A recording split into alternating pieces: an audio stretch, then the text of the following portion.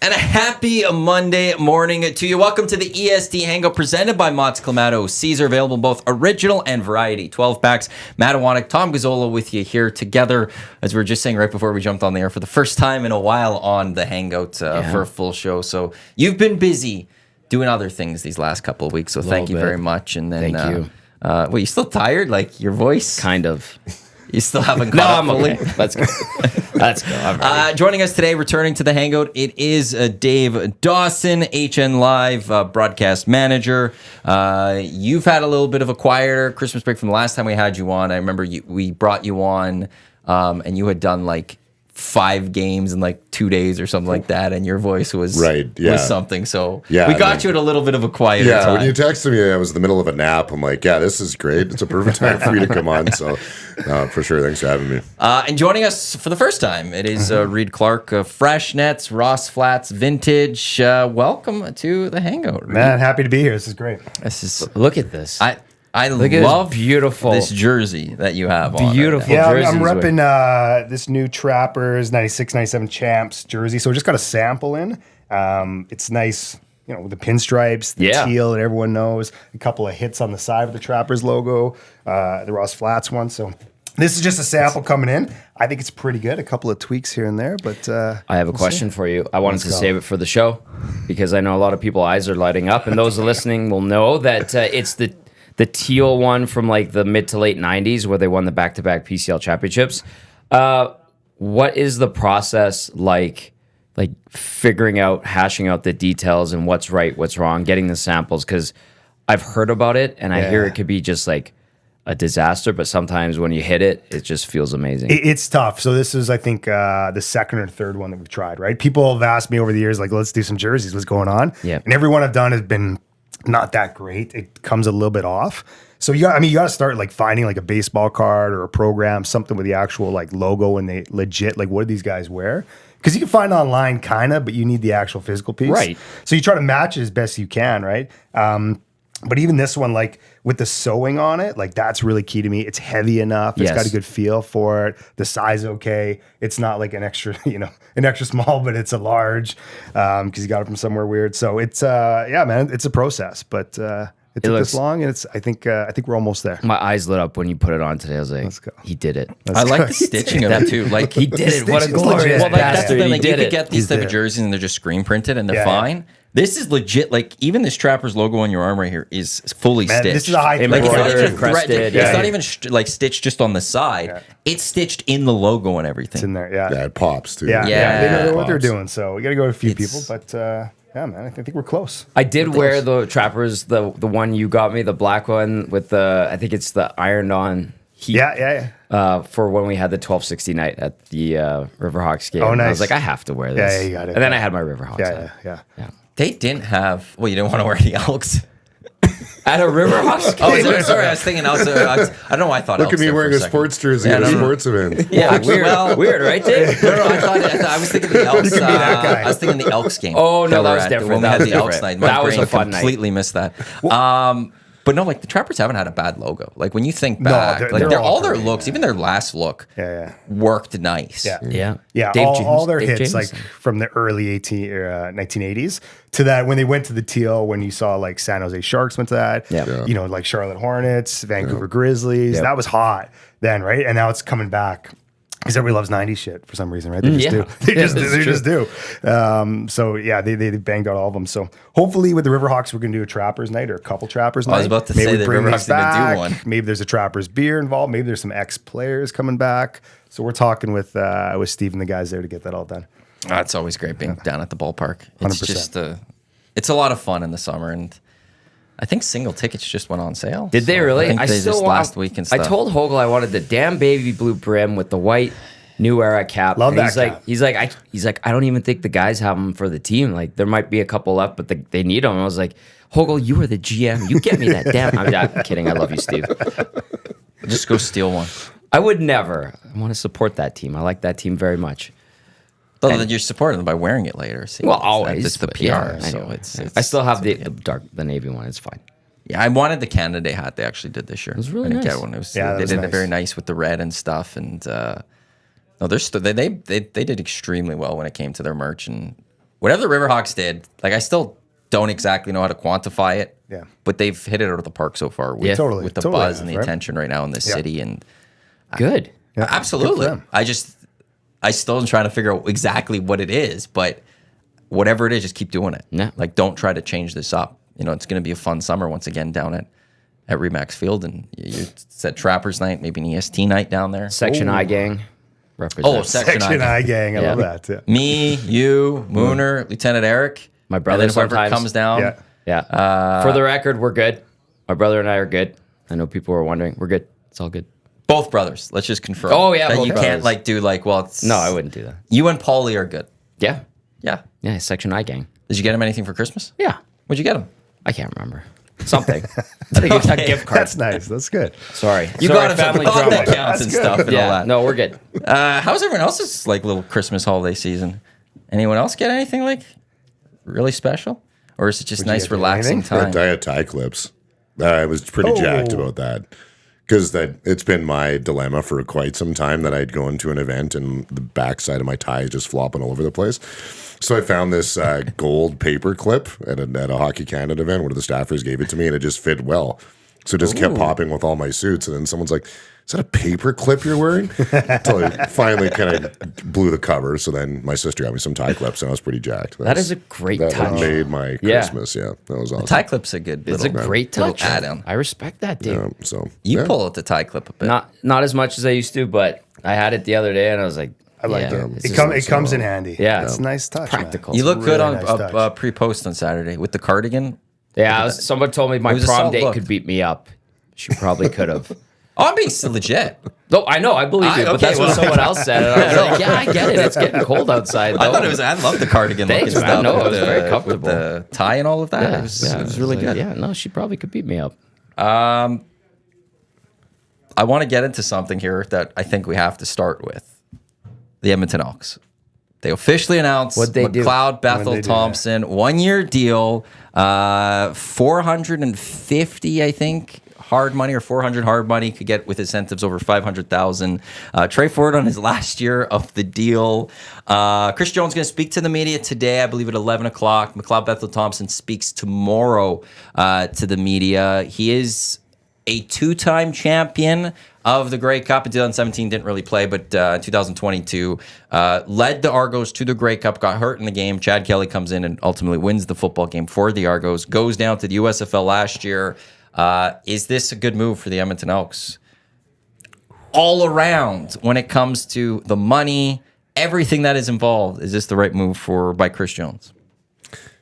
Who wants to go? Go ahead, Dave. Who wants to go first? I got a lot of things to say. I think Twitter has been pretty public about their feelings in this, and I'm sure we all have opinionated views. I'm looking at it. Okay, so there's obviously two sides you need to look at it from. Number one, from a winning perspective, does McLeod Bethel Thompson give the team a great chance to win? Yeah, I think he does. Yeah. Obviously, with the numbers he put up in the USFL this year, his numbers that he's put in his career, he's a winning quarterback. Is that going to bring some of the fans back in the stands that Edmonton has had issues with over the last few seasons? Will winning fix a lot of things? Maybe. I like to think it could. Yep. Should the perspective from Edmonton be put money into another quarterback? Because, I mean, the Elks have had, Trevor Harris was there, similar quarterback. If you look at their careers and their numbers, similar style quarterback to Trevor Harris. Can McLeod Bethel Thompson win? Okay, maybe. But the part that irks me the most, and I'm sure this is going to be the topic for many people, is you really want to create a connection to the community. I think that should be the goal of a CFL franchise, right? Like, On a franchise that is built off of that, Yeah. and is trying to rediscover that. and Trey Ford. And it was community owned and still is community Yes. owned. So Pretty key. That's the aspect I think I'm a little more annoyed with, is that you have this guy that you can sell to the community, to schools, to minor football teams, bantam, football teams, and say, you can be this guy if you want. So I think it might be a bigger issue Canadian football wide, that I don't think there's the buy-in for, let's bring up our Canadian star and let's make him big. I don't know. Those are just my minor thoughts momentarily. Yeah, I mean, my take on it, I'm not going to get too much in the football side. I'll kind of go more to the business and community side. I mean, one, I know Trey Ford a little bit. He helped us out doing some fresh nets. I came to a bunch of stingers. He's a big hooper too, and he could actually ball. Like athlete. He's an athlete and loves basketball. Yeah. So I think he's a great dude. It's pretty rare to have a Canadian quarterback who can play at his level and kind of drop in your lap like that. So to kind of put him, maybe he's getting a good mentor, maybe it's going to help him up in the long run. That's great. But for a franchise that, needs more than just wins. Like I've talked to some of the people there and they're just like, if we win some games, those guys will come back. I'm like, is that really the root issue of what's going on with the Elks? And I think it's more than that, right? And I hope everyone in that organization would acknowledge that. But it's just tough to move on from that side of it. And like you said, he could have done some great things in the community, and I guess still will, right? But really engage the fans and rally behind something that's bigger than what the team is, right? So, I mean, I don't know. You got to do it, I guess. Is there a way to kind of make them work and coexist and people be happy? I mean, maybe. But it's pretty rare to have a guy like that in an organization who showed flashes, right? Like, and the West is so wide open. Like, how much is it going to make a big difference? I don't know, right? So I think that's tough. There's a few things. Like, you guys nailed it. Dave, you talked about the winning aspect. Reed, too, you touched on the winning. They are a better team with Trey Ford and McLeod Bethel-Thompson. Full stop. Now, is there dilemmas that arise? 100%. How does Trey Ford approach this? We do know it's a one-year deal. Yes, he's getting paid starting money.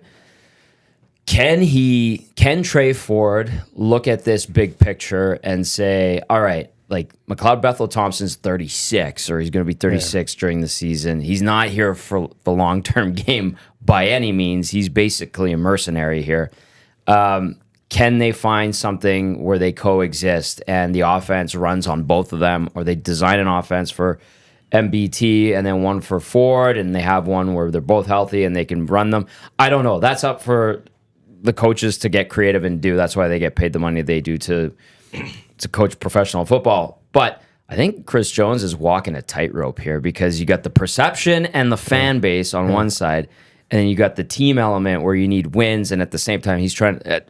Farhan said it on the Nielsen show. He's trying to save his bacon too. Yes. Like, he wants to stick around here. So, and then another tidbit that Farhan threw out that really resonated with me right away when he said it, I was like, oh yeah. When I did those games on CFL and TSN a couple years ago, a couple times this popped up, talking to a couple of coaches in the league, asking about Trey Ford specifically, and Farhan said no, they're not. Around league-wide, the hype around Trey Ford isn't as palpable as it is here in Edmonton. And there's still question marks, and there's still doubt that he can be the guy.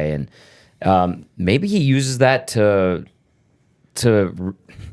motivate himself to become better and to show everyone that they're wrong and that he is an elite quarterback and can be sustainable in the CFL for a long time.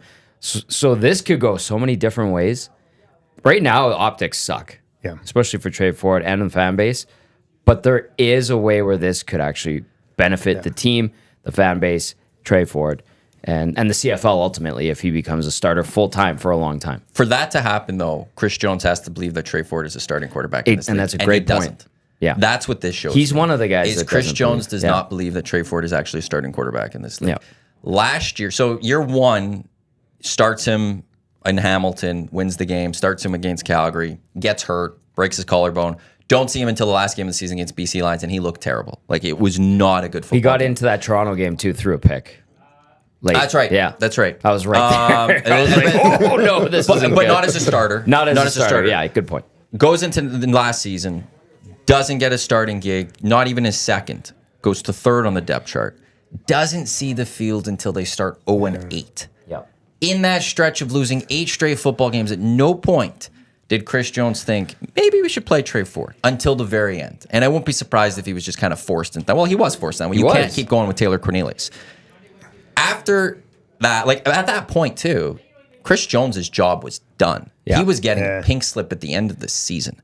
Trey Ford comes in and he goes 4-6.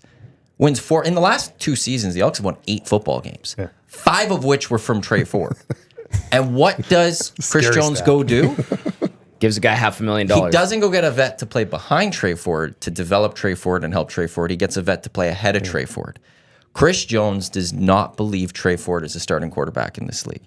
And that's where, to me, the narrative, hopefully this will help Trey Ford. It'll help Trey Ford at his next stop because Chris Jones isn't signing this guy to an extension. And if I'm Trey Ford, I also look at a GM and a coach there and go, he doesn't believe in me. Good point. This is a guy that if I stay here in Edmonton, he's going to go and get another quarterback to play ahead of me. He does not believe in me.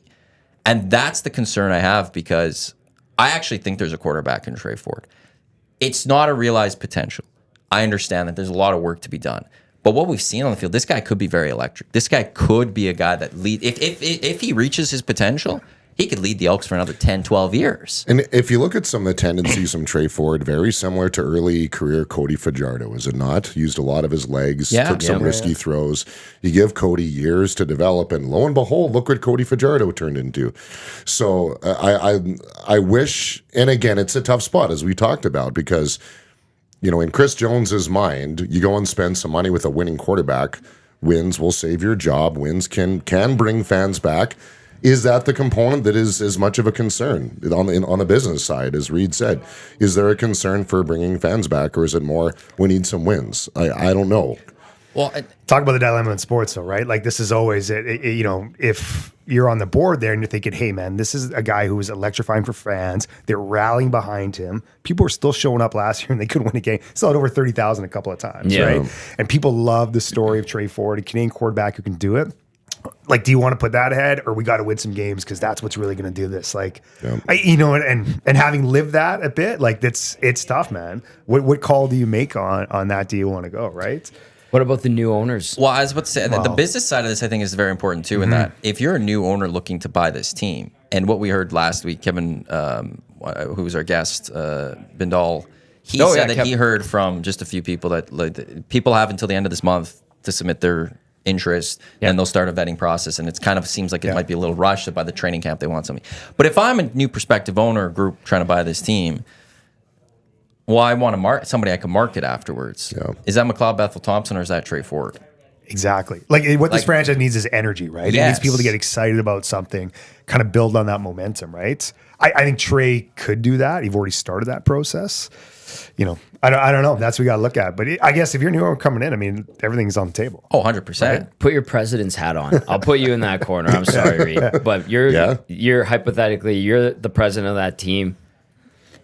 Or maybe I shouldn't put you in that jam. But anyway, like what's the mindset of a president in a situation like that? How about that? Well, I mean, with this one, right? Like, let's say new ownership group comes in. How much time do you have? Like, is that going to be March, and when's training camp? Like April, May? Yeah. How much do you want to like blow it up? Or how much do you want to like from top down look at the overall operations and just sort of like, let's see how this is all going, and then I'll see how the season goes and then play it out. Yeah. Right? That's kind of what has to happen with the timeline right now. I mean, you got to have some serious... You got to value what you evaluate. But you have some serious balls to be like, you know what, that move you just made, what is today, January 5th? Like, yeah, sorry, I'm going to nix that. I'm going to bring that in. Like, get on you if you want to do it, but that might be tough. And you got to be, if you're going to do that, you got to be a football and business guy who really has a lot of credibility to your name to do that. And I don't know if that's what this case is going to be, right? I just thinking through it, maybe there's an aspect of it that isn't really considered. How much of that is coming from inside the room, where some receivers are going, like I signed here in Edmonton because it was looking like we were going to have a pretty good situation going. Kenny Lawler, maybe as an example, comes over, doesn't necessarily work out the way that he wanted to, goes back to Winnipeg, right? How do you recruit great receivers if they don't believe they're going to get the targets, they're going to have the success? I don't know, just something I'm thinking of. And just like Lawler never played much with Trey Ford. He would have only got 2 starts with him. I like, but overall, do receivers believe Trey Ford is going to be the guy, or like do the receivers want a guy like McLeod Bethel Thompson who's going to huck 45 balls a game? I'll get to McLeod Bethel Thompson in a bit. That's a good question, though. Well, but I just thought that. Because I think you look at the Elks, though, and if you're a receiver, anyone, you go, this offense couldn't do anything, but then turned it around last year. And what were the reasons that they turned it around? McAdoo out. McAdoo out. Jarius Jackson has won as an OC. And Trey Ford actually came in as starting quarterback, and they actually started moving the ball. They started scoring points. Before that, they were averaging like 12 points a game. Right. Which is just ridiculous in the CFL in a terrible way. Did get shut out twice by BC. Twice. Yeah. And that was the reason why Trey Ford ended up being the starter, was because the last, that's where I wouldn't be surprised if there was, a force on Chris Jones, like, you got to make some changes here. And he was fourth, by the way, because they had Kai Loxley quit on them too, remember? Daggy and Cornelius. I don't think Loxley would have got a start over Ford, though. Fair point. I think he was just there because there, Trey Ford doesn't want to play anything but quarterback. Anyway, I just and remembered Loxley that. could play as wide receiver. I forgot about Loxley too. Sorry. But and also there is no O-line. That's the big thing for this offense that they need to fix. I would like, as Dusty says it with Taylor Cornelius, he would love to see what Taylor Cornelius could have done with Jarius Jackson as OC. I'd like to see what Trey Ford can do with an offensive line in front of him, where he doesn't have to run because his O-line is collapsing. He's only running because, while everyone's covered, he's looked at all of his options, and now, okay, that's the next best option. Mm-hmm. And how about we try that first? Because I'll tell you this right now, if Chris Jones, he spent a lot of money on a quarterback now. I don't know how much money he has for the O-line. If your O-line plays the same way as he did last year, McLeod Bethel Thompson's not getting out of the pocket like Trey Ford did. No. You're getting sacked, and you're going to be losing some football games. Yep. So, maybe receivers do see that, but if I'm a receiver, I'm also looking at that going, you got a new OC. Let's see what Jarius Jackson can do for a full year. Yeah. And what could you do if you got an offensive line? So, and when it comes to McLeod Bethel Thompson, I will say this. He really only had 2 good seasons in the CFL. And he never actually won the Grey Cup. He's never actually, he never, yes. I mean, you look at Dane Evans, all the great careers he had, he never won. He got to the game, never won the Grey Cup. And there's something to getting to the Grey Cup, and I'll give McLeod Bethel Thompson full credit for that. Yeah. Trevor Harris never actually won the Grey Cup either. But MBT is... He's an above average quarterback, I'll say. I don't think the Elks have just brought in an elite quarterback. I don't think they brought in, it's like when they brought in, Trevor Harris coming from Ottawa, I think at the time he was part of the trio. Yeah. Him, Michael Riley, and Bo Levi were the top quarterbacks in the game. That's what we all believed at the time. I don't think anyone's sitting here but saying McLeod Bethel Thompson is up there right now with Chad Kelly, with Zach Collaros. I don't know who else. Vernon Adams, probably. Absolutely, right? I don't think anyone's put him there. So it's this isn't even a quarterback who... I don't think the wins are guaranteed with McLeod Bethel Thompson. I agree. I look at this guy, and if you actually look at his time in Toronto, he was given the starting job a couple of times, and he lost it. He got benched because he wasn't producing. He got benched twice for James Franklin, and one time for Nick Arbuckle. And that was the season they eventually chose McLeod Bethel Thompson later and traded Nick Arbuckle to Edmonton. Yep. But it's I think Chris Jones is, maybe he's trying to win this season, but also... I don't know if McLeod Bethel Thompson's a long-term answer here either. No, and he's not. They're betting on this year. I mean, this move is betting on this year. You're looking for ownership. You got an interim president. Yep. You got the last year for Jones. Yeah, one more year after this year. 1 year. So, but he obviously needs to make a statement. This is like putting all the chips on. We got to win this year. That's going to solve a lot of our problems. What is winning this year? In his mind, then is it Grey Cup? Because I don't think the Elks need to jump up and be Grey Cup contenders this year. They're in a situation, though, if McLeod Bethel Thompson doesn't do well and they've pissed off Trey Ford, they have no quarterback for next year. Then where do you start? We're back to square one as of next offseason, as opposed to looking at, to me, where you invest in a Trey Ford this season. You go get, it sucked that Dane Evans retired, because to me, Dane Evans would have been a perfect backup for this team to train Trey Ford. But going 9-9 this season with Trey Ford, fan base would have been fine with that. Yeah. Because you're seeing the progress. And, people will say with Trey Ford, well, he hasn't started a full season. Well, you can't start a full season if you don't get started. If you don't begin a season. And you have a secondary with this team that was very young last year. We talked about that, that they struggled. They had their moments. But everyone's but they're going to develop and they're going to be really good. So why isn't Trey Ford getting that latitude here? And that's just where it's that stigma against Canadian quarterbacks. That's another thing. A different coach in the CFL told me, he's like, yeah, man, the fact that they're Canadian, you don't want to say it, but it's true. Who played U Sports, too. Right? Yeah, U Sports. Not even, Nathan Rourke played NCAA football, did very well down there as opposed to... Brendan Bridge, even though he played in NCAA and people thought he was Air Canada, he was going to be the next big thing, and that didn't pan out either. And we're starting to get excited about these quarterbacks. We've got a legit one in Rourke. And then now you have one in Ford who's doing something, and in a positive way, kind of surprising people, and it's but we're still not going to give him the benefit of the doubt. A couple of things. Text us, 780-218-9999. And McLeod Bethel Thompson will also speak to the media today. Is it today? Yeah. I heard yesterday it was going to be on Tuesday. I just got an update from Elks PR. Thank you for that, guys. And then this text says, in the CFL, you don't sign a backup veteran QB. There's very few around. Usually your backup is the up-and-comer next guy. Not sure. Yeah. So not sure how that works out. Well, last year, and I don't want to equate Trey Ford to him necessarily, but Nathan Rourke started in BC as the up-and-comer. It can happen. It's at some point the up-and-comer gets the starts and you have the backup and stuff. So I don't know. Like, I just look long-term and go, if you win with Trey Ford this year, Mayer, another example in that Jake too. Mayer. Mm-hmm. But if you win with Trey Ford or you start developing, there's a plan that this guy could be the quarterback for the next 10, 12 years. McLeod Bethel Thompson's how many years? Even if he does well this year. 1 year. Well, maybe 2 or 3. Yeah. Maybe if like he goes and they go and compete in the West, you keep him for a couple more years. But he's a quarterback that before this past season contemplated retirement. So like he's not looking to play into his 40s, it doesn't seem like. No. So it seems like Chris Jones is looking to win this battle and not the war and build some of the long-term success. So then I ask, why is that happening? And it goes back to he doesn't believe in Trey Ford. He doesn't believe in this guy, and he's not bringing in McLeod Bethel Thompson to develop Trey Ford.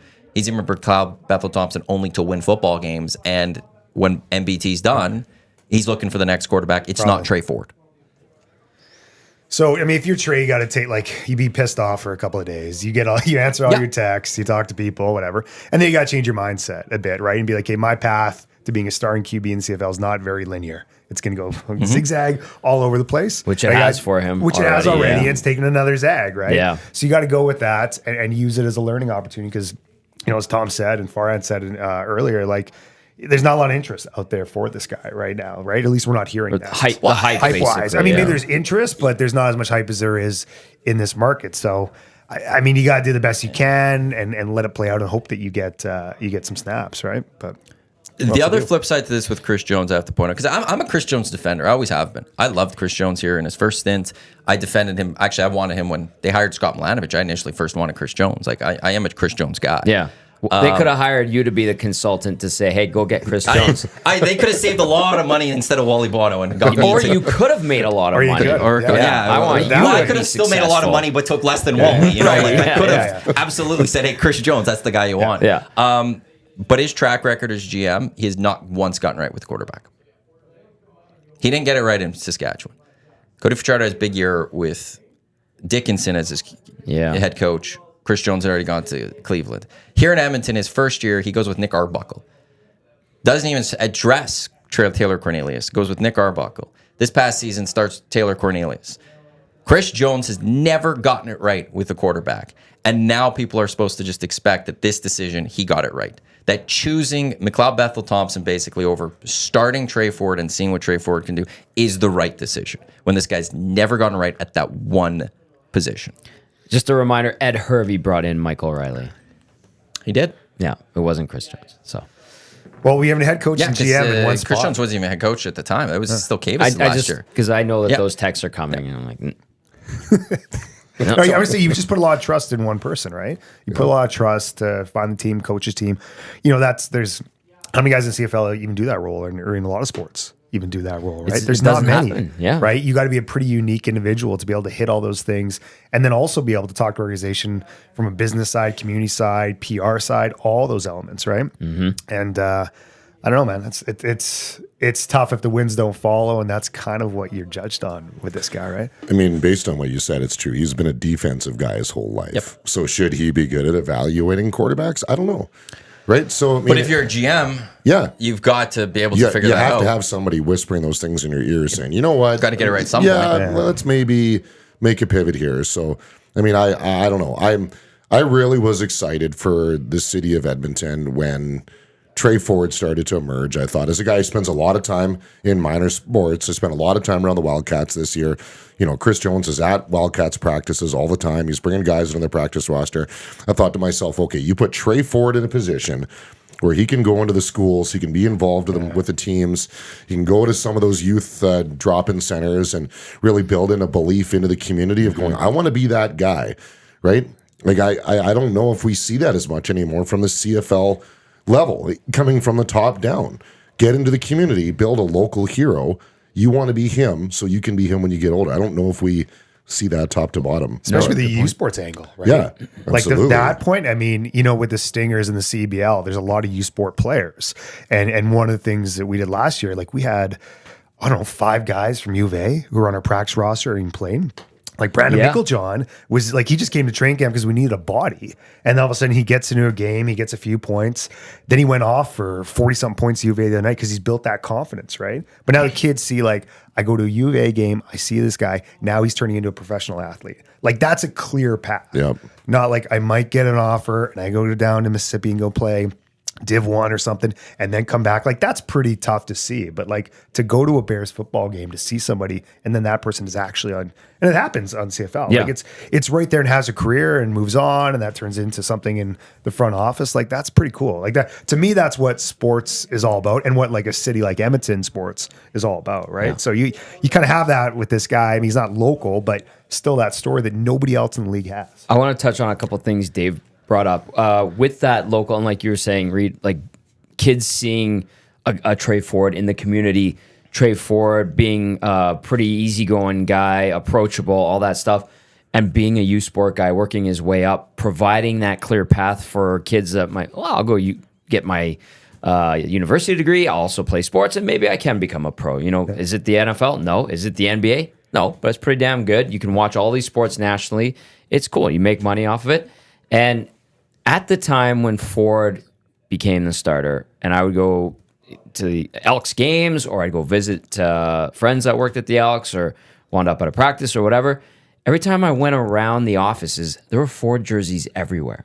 Like, they were going out there. You could see the orders for the Ford jerseys. I was like, damn, like, okay, this is a sign that things are picking back up again, which is great, and I like to see that. So that element is something that I think that has to be part of the conscience. And then the other thing, too, that you said, who's whispering in Chris Jones' ear about quarterbacks and that offensive prowess and instinct, that has to be G. Roy Simon.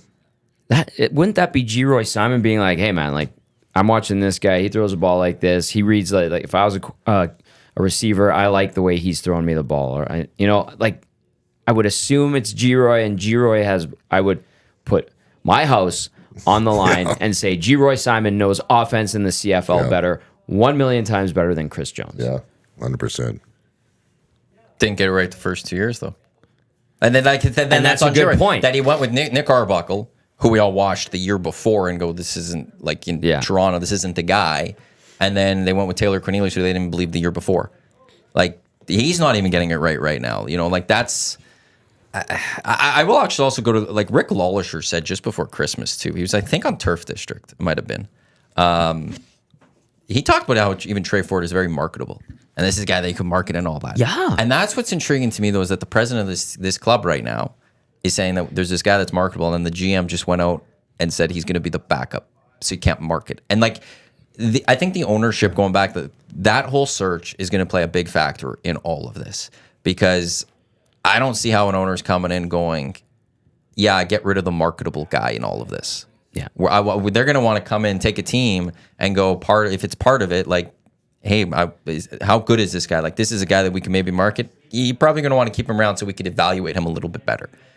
And I'm just also glad Rick Lawlisher's in the spot he's in, because I don't want this season, at the very least, a Ricky Ray situation where Eric Tillman thinks he's smarter than everyone else in this world. Goes to Len Ricky Ray. Hey, I'm doing this. Goes to Len Rhodes. And Steven Giles is a good choice, guys. And Len Rhodes doesn't know anything about football. Dave? Len Rhodes doesn't know anything about football and allows it, because what else does he know? Yeah. And instead, you have Rick Lawlisher, who's there, who if Trey Ford, there's a deal that you could get a little asset, Christian was like, I'm going to get this asset. I would think Rick Lawlisher, for many reasons, one, he knows football, but also business-wise, might sit there and go, let's hold off on that one. No. Yeah. On what planet can they get away with saying, we brought in McLeod Bethel Thompson to be support for Trey Ford? Is that even language that's possible for them in a way to mitigate some of the backlash? Can they come out and say, we believe in Trey Ford, McLeod Bethel Thompson is here as insurance, even though we just paid him $400,000? Like, can they both be at the presser? Is that even possible? There's only one way. You extend Trey Ford. if you have an extension of Trey Ford this offseason that you say we've signed him for 3 more years, and you've now showing the path. Yeah. This guy believes that we believe in him. We believe in him. He's going to be the starter as of 2025. We're heading in that path. MBT's come in this year. He's going to start. He's going to get those games, but it's to develop Trey Ford. We believe him. I think that's the only path. As long as that's not there, Chris Jones could sit there and say, Trey Ford could still want to develop and stuff. I think the path is Trey Ford doesn't believe in Chris Jones. Chris Jones doesn't believe in Trey Ford, and we're seeing a divorce at the end of this season. So I think the only way you could do that is if everyone sees that there is a path of Trey Ford staying here, and that would have to be a contract. Do we believe that there was a conversation between Elks management and Trey Ford to say, listen, man, this is what we're doing, but you're our guy going forward after that? Do you think that there's a possibility that has occurred? Joe Balinaski in the nasty chat earlier said Twitter rumors, so take that for what it is. Hello, Joe. Good morning. Ford wasn't consulted about the MBT signing. Yeah. Because it wasn't something we talked. I was Chris Jones kind of as I do, as we all have seen him. Does he look like a guy that cares what anyone else thinks? Not one bit. Nope. Yeah. He doesn't give a care. So I would speculate, likely not. The smart thing would have been to say, this is why we're doing this. We love you. We want you. But if you didn't, that's no bueno. But this goes back to Chris Jones doesn't believe in Trey Ford. Everyone sits there and thinks that this is the plan to get Trey Ford ready for future. But I think I'm seeing it differently. I'm seeing it as he's wanting to win now, but also looking to who's the next quarterback. It's not Trey Ford. So if they're not consulting Trey, and then we go back to kind of the ownership conversations, there's a group who's been talking, 1 or 2 of them, or how many? Mm-hmm. Do they even have a conversation with them before this? Probably not. No. Right? No one wouldn't does. think so. But then they get the news today, and they're like, hey, we just had a couple meetings. We're working on a framework, whatever it is, or I don't know how far or close or whatever they are on that deal. And then they bring it up at all, or they say, well, we're making this move because this is the best way we can win more football games in 2024. Right. They'll go with us on that. Right. And they're like, okay, prove it. Like, all right, show me. Right. Or is it that not? And we just getting too much in the details. I think a lot of times fans kind of think that there is more consulting that goes on in place. And this goes back to even like the Oilers and getting rid of Woody and McDavid and stuff. It's like, why don't you call them and see what's going on? And then the reality might be that they kind of just don't. Yeah. Just make a call and run with it, right? Here's another one. This is just me, my mind firing. What if they told Chris Jones, this is it for you? You get your one last year, and we're going to have new owners. Things are going to change. You've got one more year. Do whatever you can to win this last year. So he knows, like they all know that he's gone after the season? I'm just, I don't know anything to suggest that is the case, but what if that is the case? Well, I'll go on a sense with that and take away that someone told him and just go, if you're Chris Jones in your position and you're seeing new ownership potentially coming in, do you not just sit there yourself and see the writing on the wall? You don't have to be told that, but you go, there's a good chance that someone new is going to come in. Here's our letter, sign this agreement. I don't think you need to do that. And they're going to grease me no matter what. Or, he needs to. But like even what is winning to Chris Jones this year? Like back to that part. Like what is a successful getting himself his next job? Because I don't think I want to see a championship here this next year, but I don't see a championship caliber team yet. I know with BC, with Toronto, with Winnipeg, Montreal, even that's going to be tough. Let me add another layer to it. Is quarterback the reason why the Elks are not winning games? No. I'm looking at the numbers, and I threw this stat out on social media, and I got raked over the coals a number of times for it, and I'll do it again because I enjoy a back rake. But the Elks, up until this season, hadn't had a kick off or punt return for a touchdown since 2015. Kendall Lawrence. 8 years. Finally got one this year. It's 8 years. 8 years, The field position game. That's the key part of it. It's not the touchdowns. It's the field position. You look at the young quarterbacks that have come in and developed and had the ability to move the ball. If they're starting every drive in the 15-yard line like Elks quarterbacks have been, they're going to have a tough go. And it's been my soapbox for forever. And if you look at the other guys, I think that have made easier transitions, younger quarterbacks right across the league. Vernon Adams probably even an example too. I think he's been able to build confidence because if your drives are starting at center, you can air it out, take a risk on 1st and 10 or whatever, 2nd and 10. I think that's the area that if Chris Jones is going, okay, I got one shot to make it work, guys. Let's go drop $500,000 on a quarterback. No, how about you go and spend some money on special teams, you get an O-line, and you find a guy and give him time to develop, because CFL is not about developing younger quarterbacks into superstars. You don't necessarily have your guys come in. Michael Riley wasn't, wow, he's down from the NFL, let's go throw. No, he was a backup quarterback who turned into an elite quarterback. Trevor Harris was the same way. Came in, backup quarterback, turned into an elite quarterback. Right? Collaros, exactly. Is that, I mean, I don't know. That's a risk he's taking, right? Yeah. Like if this doesn't win them more games, and you could have had somebody who would have won the same amount of games or maybe a little bit more, and Trey Ford, who's marketable, sells tickets, or sells even merch, a little less, but has the long-term potential. I'll throw that. If it's a game or two, does it matter in terms of how they're doing financially and operational-wise at all? I don't know, right? But that's kind of the question that he's taking a gamble on. So, and is it the right one? I don't know, man. Good luck, right? Like, we'll see. Also, here's the opening schedule for the Elks. Home to Saskatchewan. That's a winnable football game right off the bat. We said that last year. We all know how that went. And they should have won. Kyle Loxley, they didn't get in there. Yeah. They're home to Montreal. They go to Toronto. They go to BC.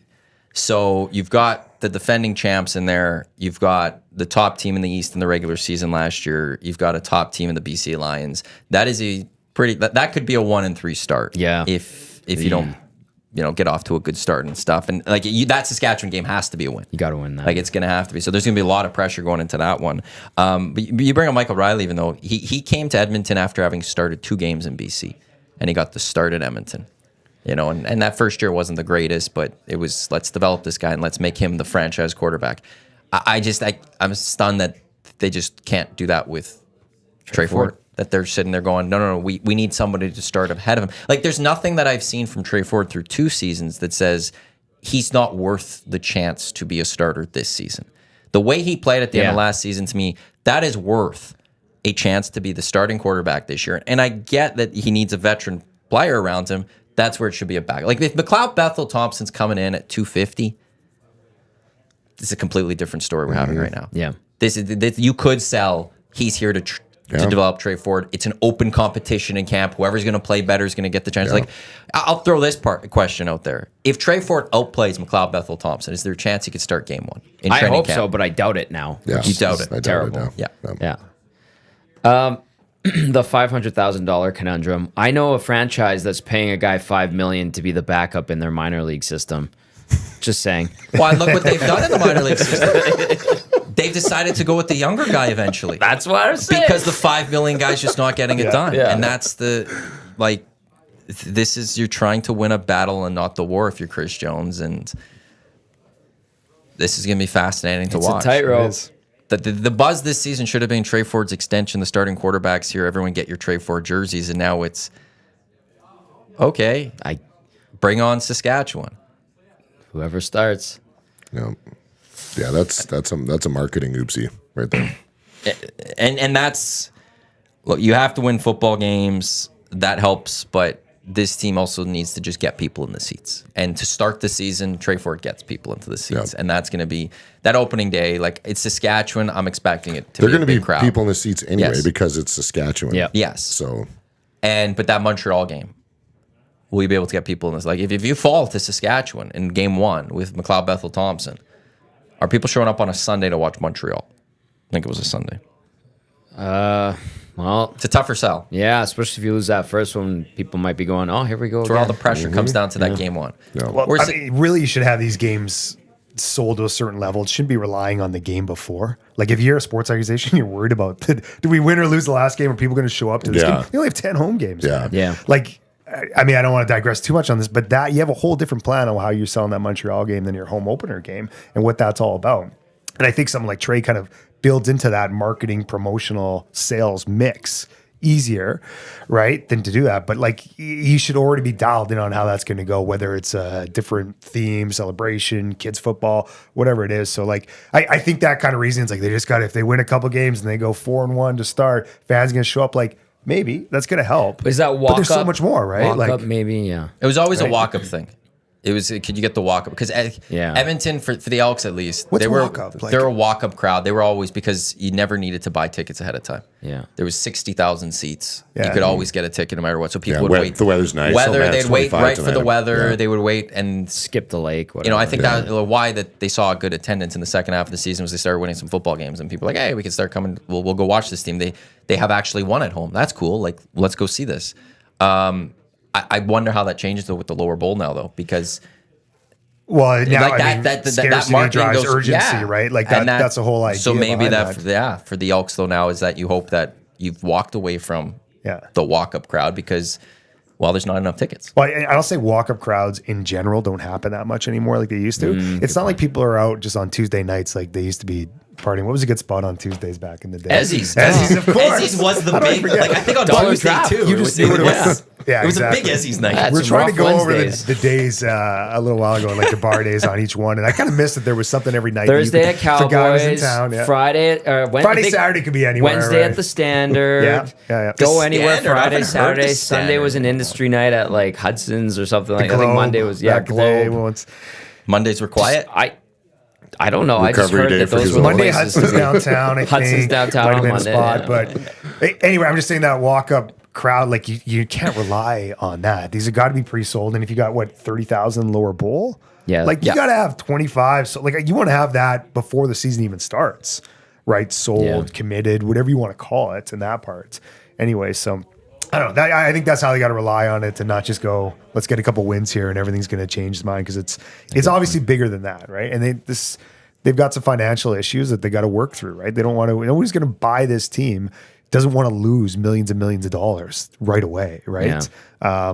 And if they go with the same path, it's kind of looking like that, and that's not great. So it's going to be top of mind. How do I? And it's all ticket. Like there's tickets and sponsorship are like 70% of their revenue. So it's all going to be down to those things, right? I'll give Chris Jones credit. He keeps things interesting, keeps us talking, and in the end, like if you want to talk about marketing, we're talking about the Elks on January 8th right now.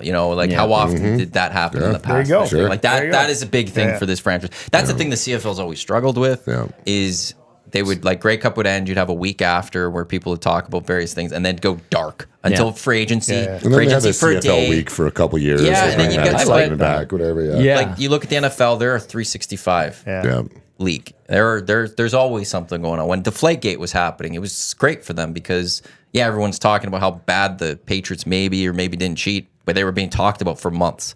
And that's something the CFL needs. So, hey, Chris Jones, at least you did that. At least I don't agree with this decision in any way, shape, or form, but at least it gives us a reason to talk about Get him on the Hangout tomorrow. That's good. I would love Chris Jones on the Hangout tomorrow. You and him, just one-on-one. I'm a big Chris Jones fan, but I'm turning. You got some things to say to him. Breaking news: Leafs have officially signed William Nylander, 8-year, $92 million contract extension. $11.5 million is the AAV. That is now officially just come down. What does that do to Draisaitl's contract? Nothing. It's Matthews' contract that will have an effect on Leon's. Yeah. So Matthews like 13.25. So Leon will probably be in and around there, maybe even more. That's become a debate in the press box the last couple of weeks. It's like, how do you keep both of them? You give them the money they deserve, and then you go, McDavid and Draisaitl? Well, yeah.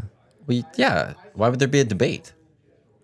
Because some people like to create debates up in the press box when they're bored.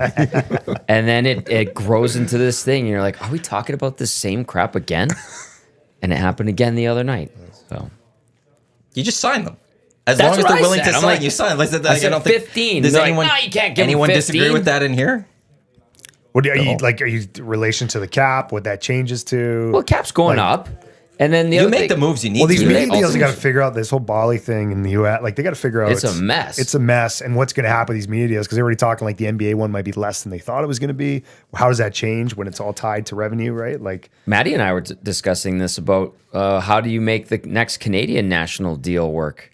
I was talking with Dave about that before the show too. Yeah. Because in the next 2 years, the next TV contract is in Canada is very fascinating to watch because you had Sportsnet ready to just walk away completely from them because of Shohei Ohtani. They wanted to go get Shohei and go all in on the Blue Jays and have nothing to do with national hockey rights. Now they don't have that, so maybe they still are interested, but I don't think they want to spend the $500 million that they're going to have to pay for the next 2 years.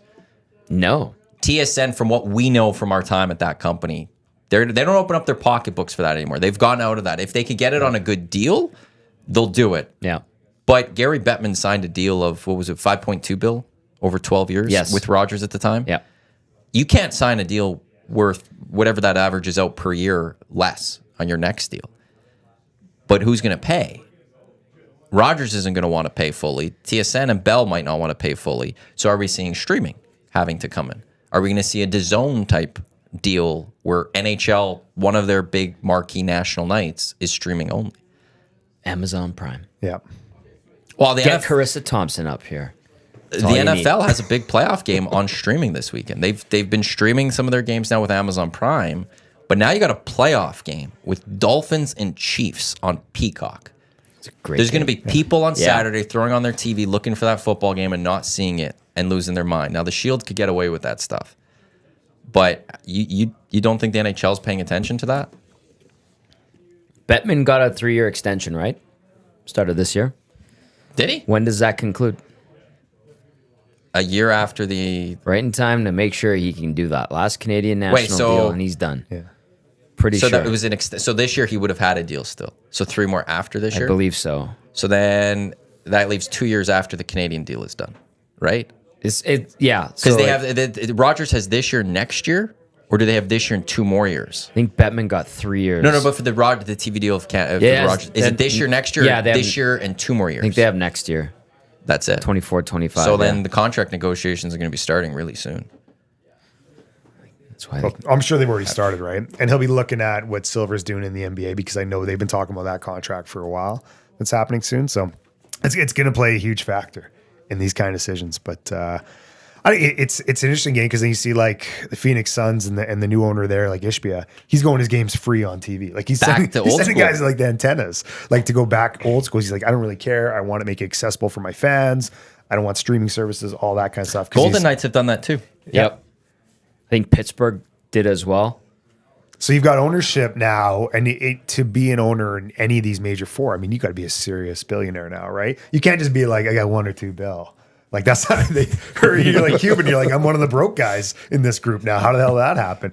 So what they want to do in building in terms of their fan experience and everything is kind of at odds at what the NHL might think or the NBA or whatever league is in their best interest, right? If they're going to get some franchise rights, do they care? There's one franchise buddy of mine that works for them that they got screwed over on that Bally situation. Yeah. They're using Bally right now, but I'm like, how do you guys figure it out? They're like, seriously, we're on a game-to-game basis. Tomorrow, like we could have a game on Bally's tonight. Tomorrow, they could be saying goodbye. We can't do this anymore. Yeah. It's dice. It's that dicey. Yeah, totally. Yeah. I think just in the last couple of weeks, NHL's kind of got a commitment that they'll carry the rest of the season with those. Okay. That there's this was in like I know. Like, October, November. I think they finally got a commitment though, where it's like this season they're good to finish off this season, and then it's a reset of where this goes. But yeah, even if the cap doesn't go as much as we think, you make the move you need to keep Draisaitl here. It's just that 100%. Simple. Like you're not letting him walk. You're not. He's a guy you keep. He's a guy with McDavid. You're going to figure out something to do with Jack Campbell this offseason, whether it's the buyout or whether you could try to offload him or something in a trade. You don't want that dead cap space. It's coming. Do you think someone would trade for Jack Campbell? Yeah, I think someone would break you over the coals to take that contract. I think you can make it happen.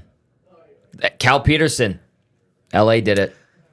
Now, there wasn't 3 years left at $5 million, but LA ponied up and they got him over to Philadelphia. Cal Peterson didn't even crack the lineup for the Flyers, and he was the starting goalie for the Kings a year prior. So like that's how messed up it can be, and it's doable. It's just going to cost you. It's a dream of mine, getting that big contract for doing really well for a short period of time. Jeff Finger. And then doing nothing afterwards. Yeah.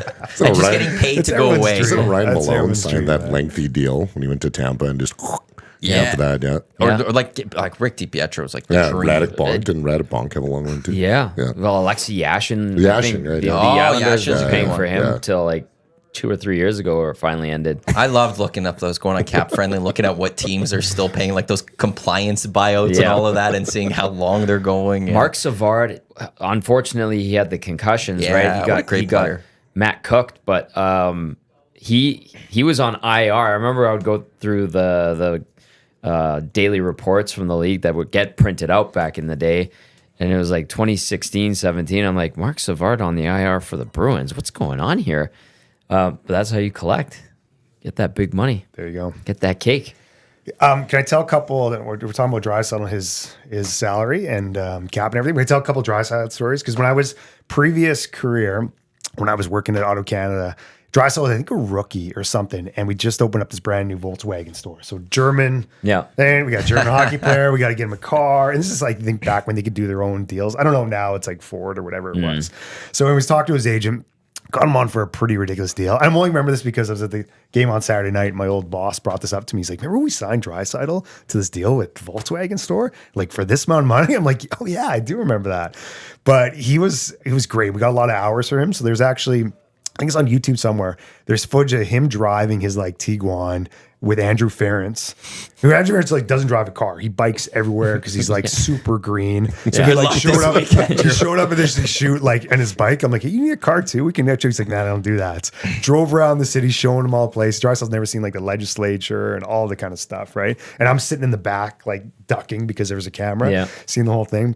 And then a funny thing was, he called me like late. It was, I don't know, like 11 o'clock at night, right? And he's just like, "Hey, I'm just getting gas for this car.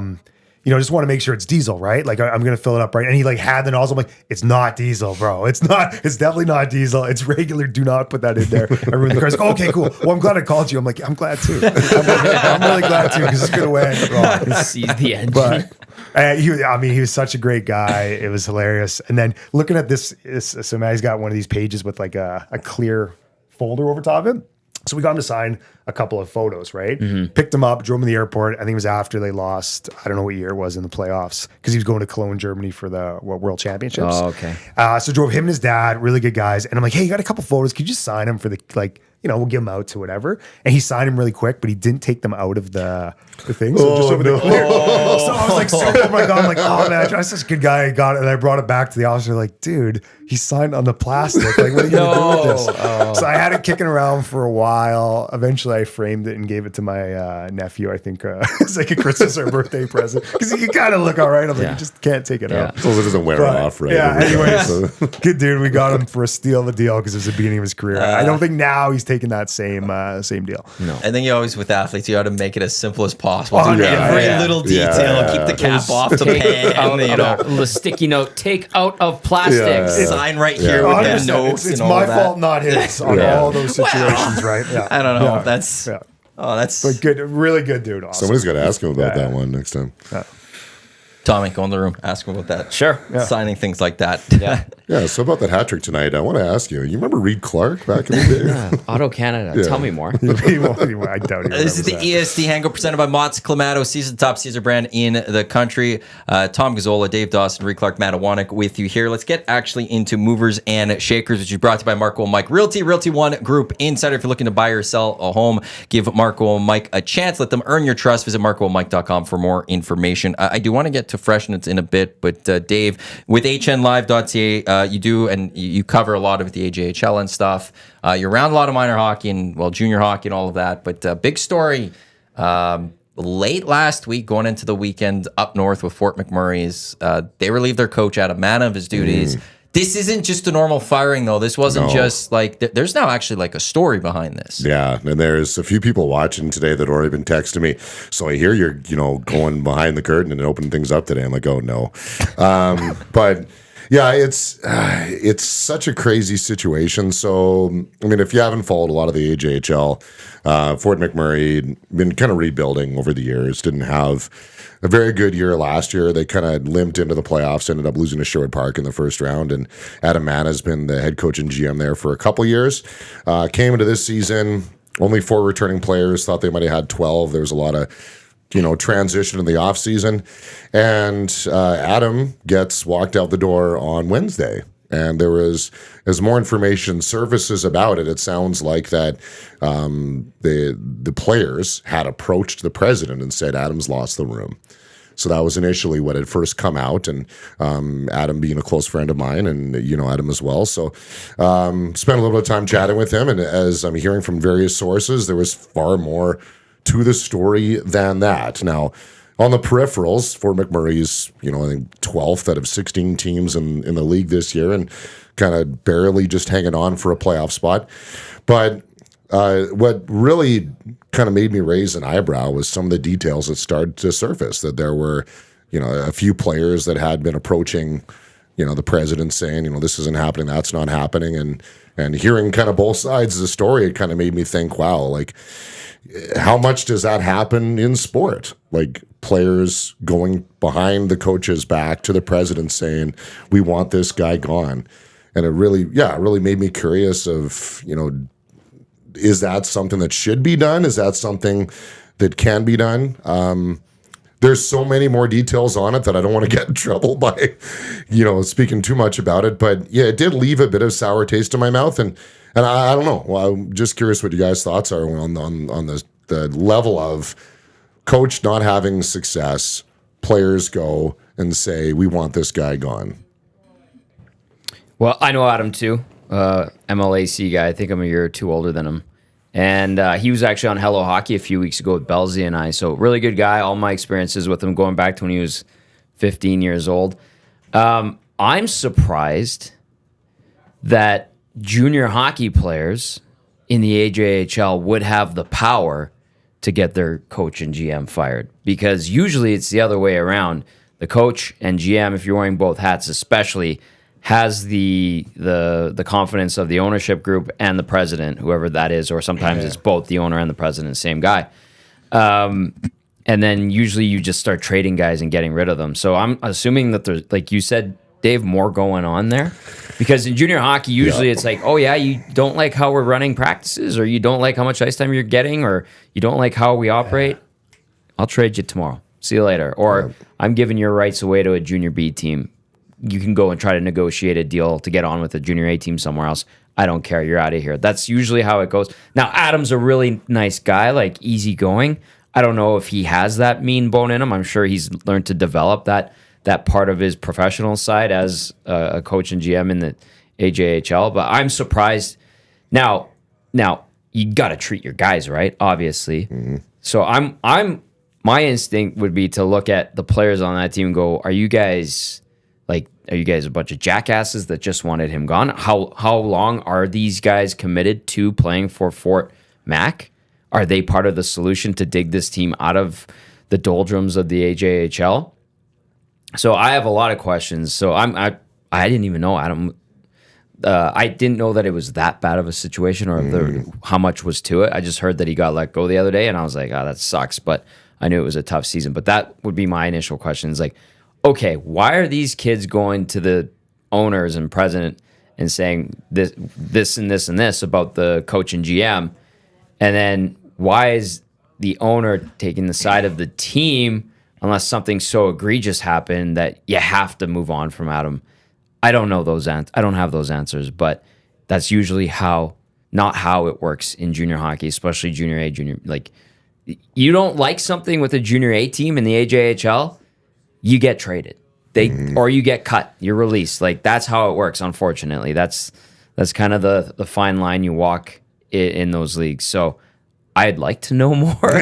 You and I will probably have a conversation at the end of this show. Yeah, it was 2 hours with Adam on Saturday night. He told me the whole story. Yeah. So. My background with Adam and knowing him, I'm not tight with him. You went to college with him. We went to Nate together. Yeah. He was TV, I was radio. Yeah, but like when I'd see him, we would have a conversation. When he came on the show, he was great.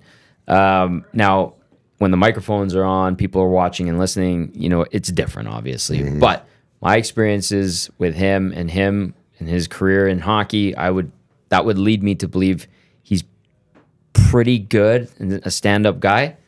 Things can change, but for those kids on the team to come together and complain to ownership management, and for that to be the reason, surprises me. And the part that was interesting to me is that the word, and I feel bad for the president of the Oil Barons. He's done a phenomenal job. I did the road games last year. He treated me like absolute royalty. The organization is a phenomenal organization. I feel bad for him. But then the information I was hearing is that it was presented to him that Adam lost the room, and then Adam's getting phone calls on Sunday from players' dads saying, I wasn't part of that meeting. We didn't agree for you to go. Like, what just happened? So there's so much going on there that I mean, on the outside of it, again, the optics are this team isn't winning. Oil Barons had, for years, had been a really powerful organization in junior hockey. I was when Dusty was up in Fort Mac. Yeah, Thibodeau was the GM, and they were dominant. I mean, like, set aside the Brooks Bandits, who set the bar in junior A hockey, but overall, yeah, the Oil Barons had some transition, had a tough year this year. Again, limited returning players, which in junior A is really difficult to compete. You're bringing what's happening with the BCHL and everything. It's tough. But so, yeah, there's just so many moving parts to that situation, and I just feel bad for Adam. To get put in that kind of spot.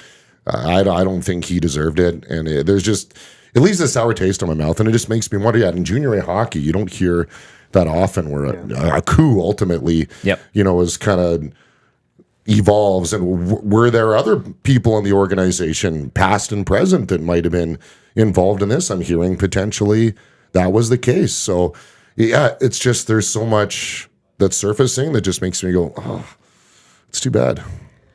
Well, I mean, I don't know anything about this situation, but I will say, like, when there is a head coach and GM in that one role I mentioned earlier, it's a lot of trust in that person, right? So if you are a player and you have an issue, where are you supposed to go, I guess? Yeah. But if you're going to go as an individual and say, I got a problem here, and you got to go to the president, I mean, cool, you got some balls to do that at that age in the AJHL, great. But I don't know if you want to say you're talking for the collective group.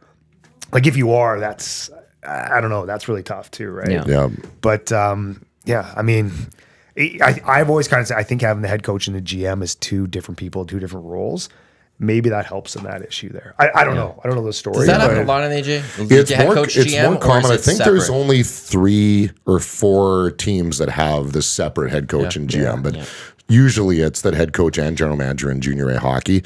And I know a few players, quite a few. There's quite a turnover this year, but some of the players on the Oil Barons team as well, looking in their shoes, some of those guys are used to winning in all through minor hockey. Yeah. Right? U15, U17, U18, championship. So you come into junior A, you're struggling, you're frustrated. Well, where's the lifeline? Okay, someone whispers in your ear, hey, if you get this guy out, I can bring everything you need. You go, well, you can do that? Well, I'm sick of losing. I want to go win, right? So where do you go? You're right? So it's such a, it's so tough. I don't know. I mean, I don't know. Yeah. It's not a situation you hear a lot, as you guys are saying, with the junior. Like, I'm a big college football, basketball fan in the States, and like you never hear about the coup against the coach. Partly because scholarships get pulled or whatever, but it's also very cyclical. These players are gone in a few years. Exactly. Yeah. It's not like the Oil Barons are. It's not like we're talking Trey Ford here and is this guy going to be here for the next 10, 15 years? Like we're talking about these players. Well, what's the max one of those players could go play? Another 4 years after this season type thing or something like that. It's very cyclical, and that's usually where the coach or a GM has much more power, where it's like, if you don't like it, I'll move you on, I'll cut you or something, but you also put that faith in your coach, GM, because they're the ones that are generally going to be there a lot longer than these players. Yeah. Dave pointed out, at the start of the year, they had 4 returning guys. They were hoping for a dozen. It didn't happen, right? You talk about BCHL and what it's become as an independent league. If you only have 4 guys coming back from the year prior, and you have, let's say, 17 new players. You get a roster of 21 guys, 22 guys, whatever it is. You're telling me that in 3 or 4 months that things are so bad for the guy that's been the coach and GM for the last little while that these new guys that have just come together are going to have a coup against you? Like, it doesn't add up from that perspective with that information being known. Now, that's why I say there's got to be more to it. And Dave is going to have to... I'm going to ask him some questions and what he tells me. We'll have a 2-hour broadcast off of this. As that role as a president, though, like, it is good. You want to have that open door policy. Like, hey, if there is an issue, you're at practice, whatever, like, come talk to me. And he is so it's good that occurred, right? But then you got to have a little bit of, like, you got to figure out like what's going on. Is this really what's going there? I'm not in the room and practice every day. I don't know exactly. Then your first call is to the head coach GM, be like, hey, this, I just got this information. What's this about? Right? Yeah, and then go from there. The indicators generally come from the assistant coach, because the assistant coaches are the friends of the players. Like friends, I mean the guys that are easier on the players, right? They're not the hard ass. They're not the bad guy. So they could be allies to the players, and they generally have good rapport with the guys. Whereas the GM has to have that stern iron fist type of thing, and you got to be willing to trade and cut them, right? Yeah, and the assistant coaches, if they're hearing whispers and guys they're getting a read on certain players and a theme or a feeling and vibe, they would tell the coach, hey man, like boys are talking about this, maybe be a little bit more leery of this scenario and that scenario. Usually you get those little whispers unless you're completely blind to them and you completely close yourself between you and the coach. Yeah, exactly. So again, that's why I have so many questions for Dave. And I'd be happy to answer them at 11:01. Yes, I thought that the AJ would have such drama and such intrigue around it going on. Yeah. There's so much going on with Junior A hockey in our country right now, and you touched on the BCHL, and they have a record number of commitments to NCAA hockey already. And they're bringing in guys from Europe and the US, and it's unsanctioned. And Hockey Canada tried to come after them and say, if you want to go to BC, you have until the end of, I think it was September or October to come back so you can qualify to play for Hockey Canada programs and stuff like that. All those kids said thanks, but no thanks. And the proof is in the pudding in the BCHL. So what does it mean again to be unsanctioned? You can do whatever the hell you want. Like, you don't have to follow Hockey Canada's rules. You don't have to wear your underwear in the shower. That's a bad joke. But that was a Hockey Canada. Remember that policy that they brought in? Like, you can't. Yeah, you guys were talking about that bit of Hollow Hockey and stuff. Yeah. So anyway, I'm just. There's. Sounds uncomfortable. And I think.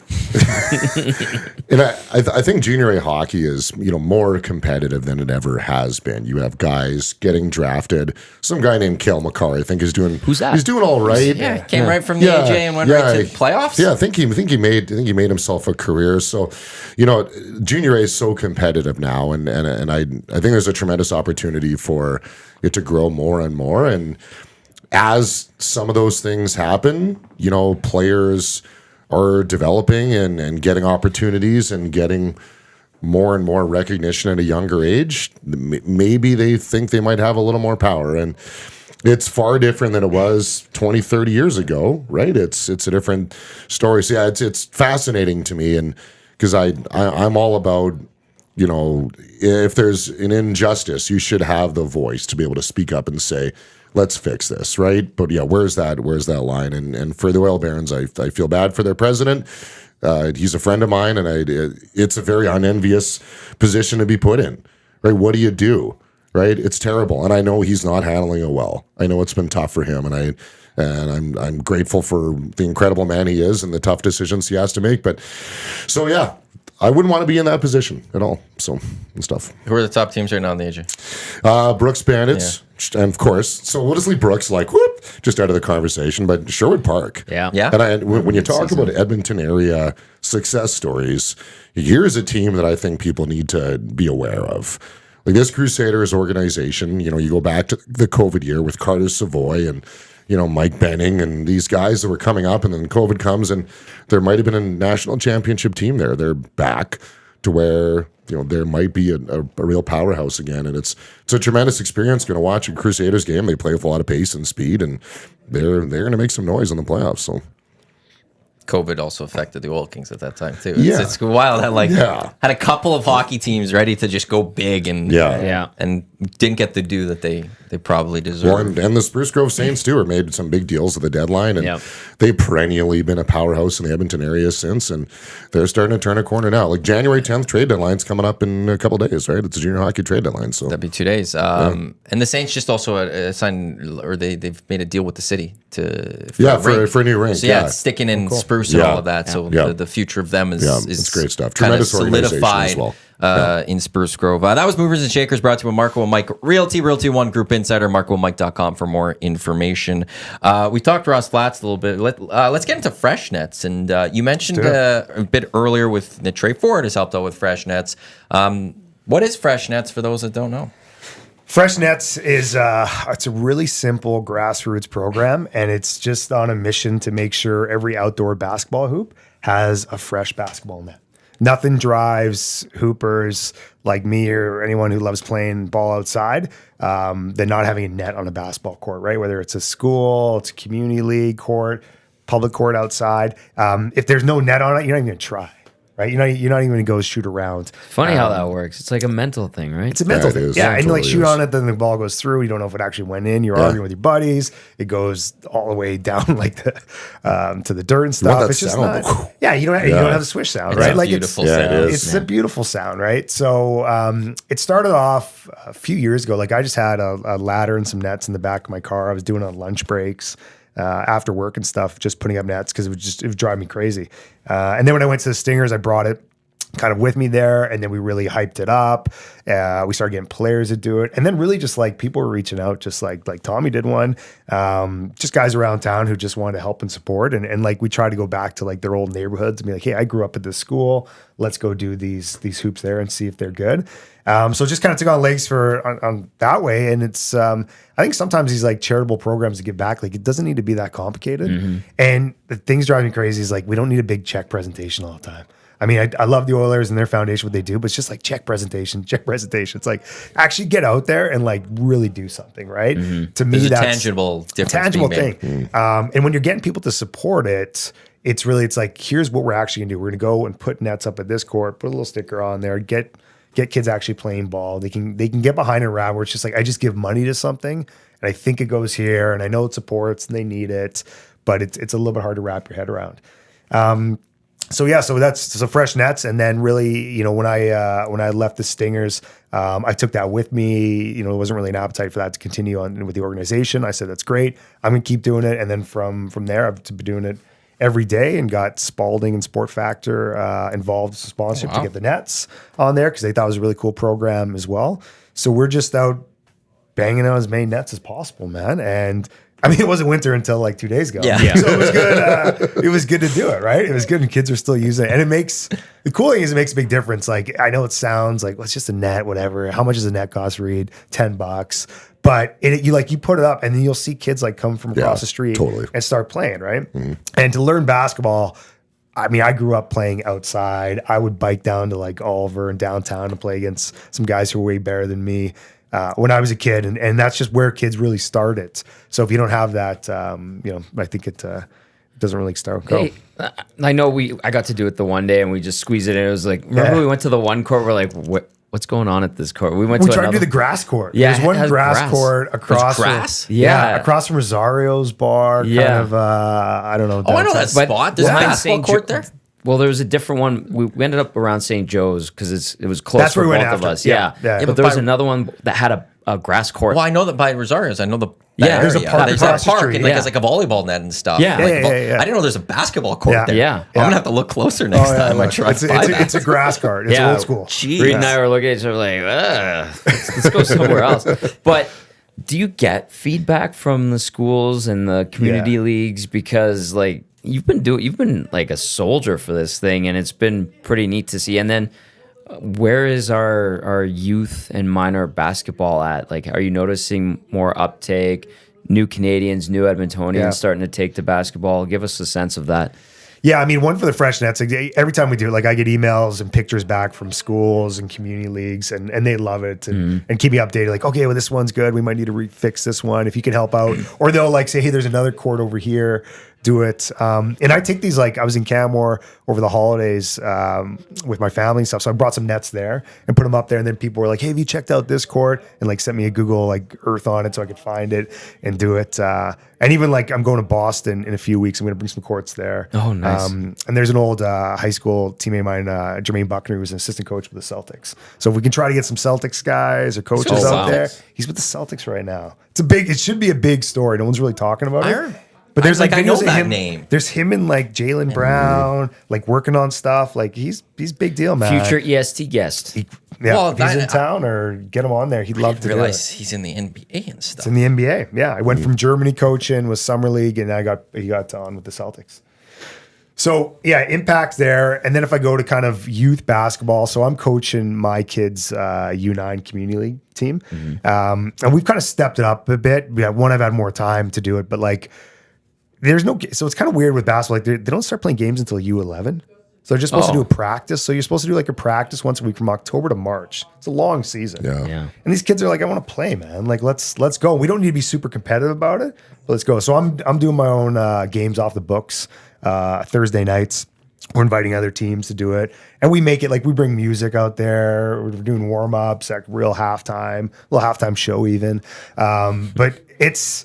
I don't know. I think I know there's never been more kids playing basketball than there is right now, especially in Edmonton and around Canada. Yep.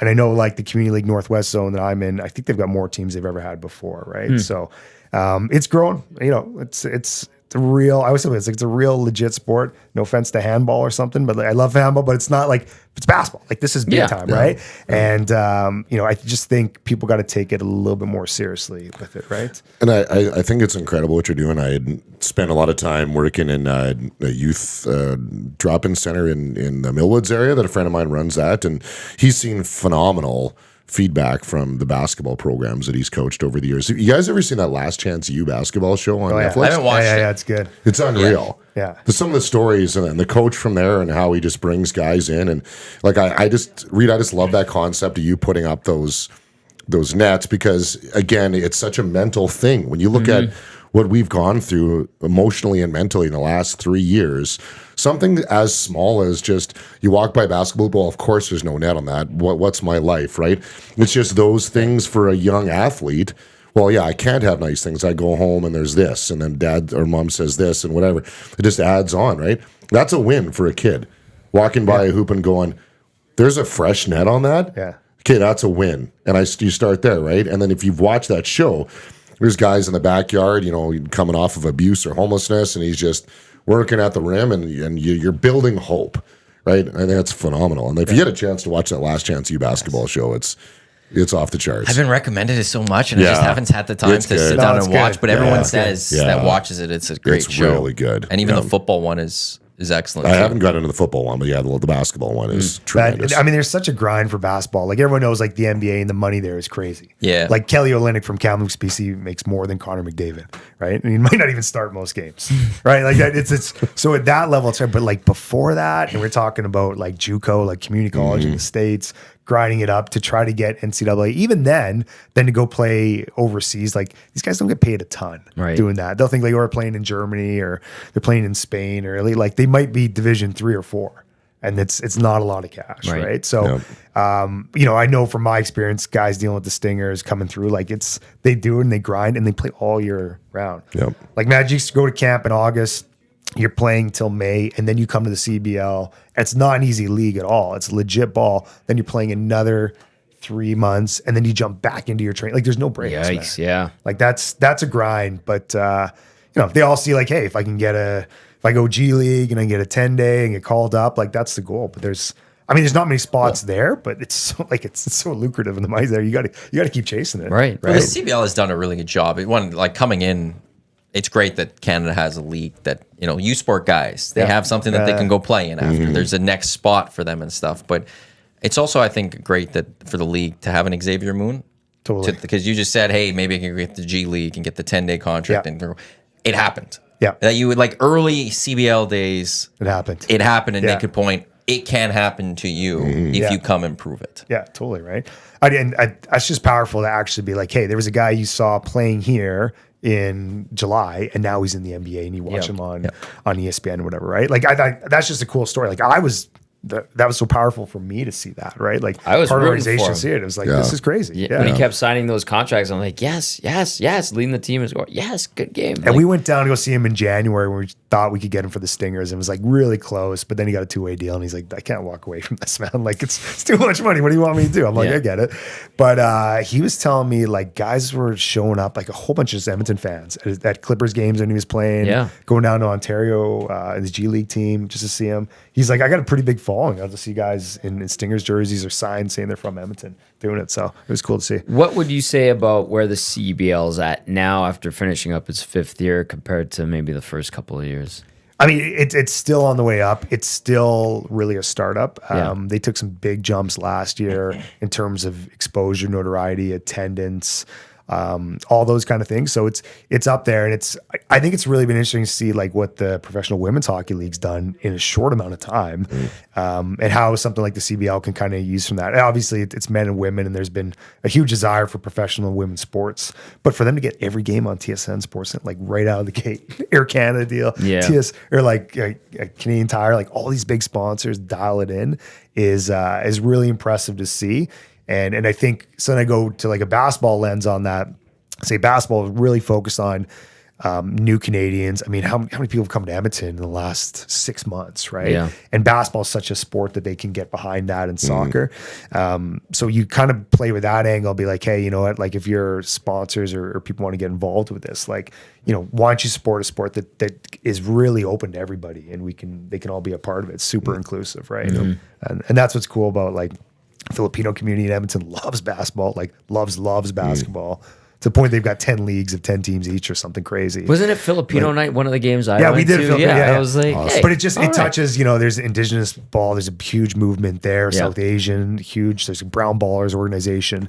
There's just so many different like people it touches, right? In that game. So I think that if they can kind of work on that support and get all these people to be like, we love basketball and we love this league and we love these teams, we need to support them, then I think they're going to keep going up. Basketball's rare in like about a large sport that unites everybody. Yeah, totally. Right? That's what's just phenomenal about the game. It's just so much fun to get behind. Yeah, totally. And even like, and women too, right? I mean, women, like girls playing basketball for a while. It's great to see what's going on in the NCAA with the women's deal they've got with ESPN, Caitlin Clark killing it. Like, it's That three. Yeah, 3 was just unbelievable. just ridiculous, right? And then she's doing like the hands up, and it's awesome.